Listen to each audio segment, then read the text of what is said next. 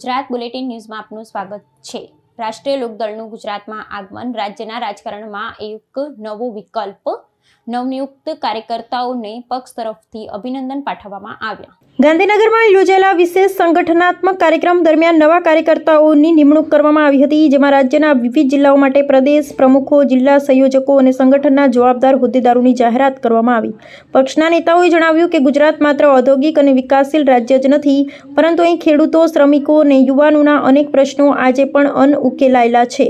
આવા સમયમાં એક મજબૂત અને જનહિત માટે પ્રતિબદ્ધ રાજકીય વિકલ્પની જરૂરિયાત અનુભવાઈ રહી છે।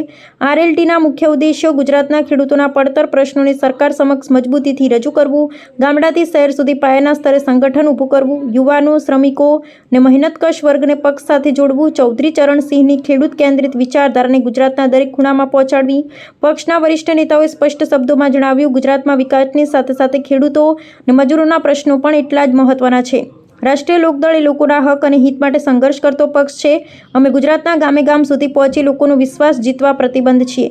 તેમણે વધુમાં ઉમેર્યું કે ગુજરાતના યુવાનો અને મહેનતકશ લોકો જે ઉત્સાહથી આરએલડી સાથે જોડાઈ રહ્યા છે, તે દર્શાવે છે કે આવનારા સમયમાં પક્ષ રાજ્યના રાજકારણમાં મહત્વપૂર્ણ અને નિર્ણાયક ભૂમિકા ભજવશે। પક્ષ દ્વારા આગામી દિવસોમાં રાજ્યભરમાં સભ્યપદ અભિયાનને વધુ તેજ કરવામાં આવશે। વિવિધ જિલ્લાઓમાં જનસભાઓ, લોકસંપર્ક કાર્યક્રમો અને ખેડૂત શ્રમિકોના પ્રશ્નોને લઈ વિશેષ અભિયાન હાથ ધરવામાં આવશે।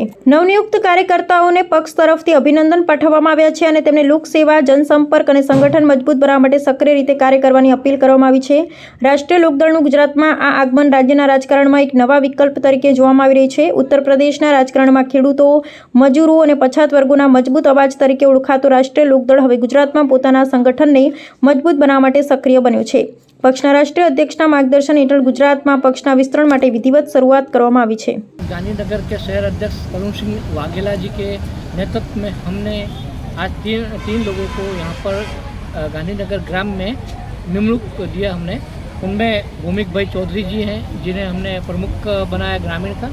साथ में राकेश ठाकुर जी हैं और शत्रुजी ठाकुर जी को प्रमुख हमने ग्रामीण में बनाया है, नई निमणूक दी है। करीब कितने लोग अभी तक जुड़ चुके हैं और आगे आने वाले समय में क्या एजेंडा रहेगा आपका?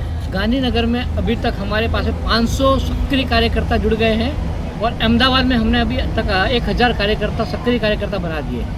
खास करके गुजरात में भाजपा की सरकार आई और आप एनडीए के संलग्न में हैं, तो क्या कहना चाहेंगे?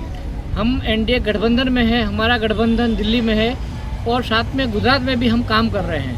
तो हमारा जो राष्ट्रीय नेतृत्व जयंत चौधरी जी जिस तरह से हमको आदेश देते हैं, हम उस हिसाब से काम करते हैं।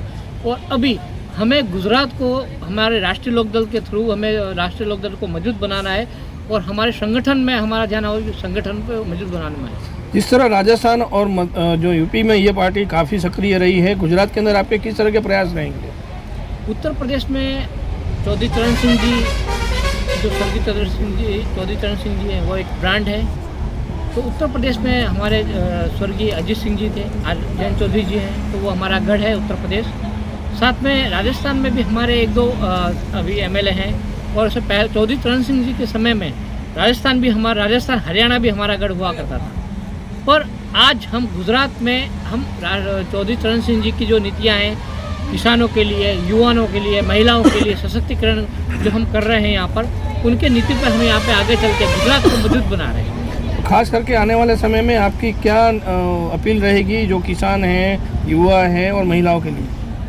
मेरी अपील है कि राष्ट्रीय लोकदल के साथ में हमारे किसान, हमारे बहनें, हमारी महिला सशक्तिकरण के लिए हम हमारे राष्ट्रीय अध्यक्ष चौधरी अजय सिंह जी जो काम कर रहे हैं, जयंत चौधरी जी, साथ में हम एक अपील करते हैं कि हमारे साथ जुड़े, राष्ट्रीय लोकदल को मजबूत बनाएं और आने वाले दिनों में हम चौधरी चरण सिंह जी की जो विचारधारा है उसको पूरे गुजरात में फैलाएं।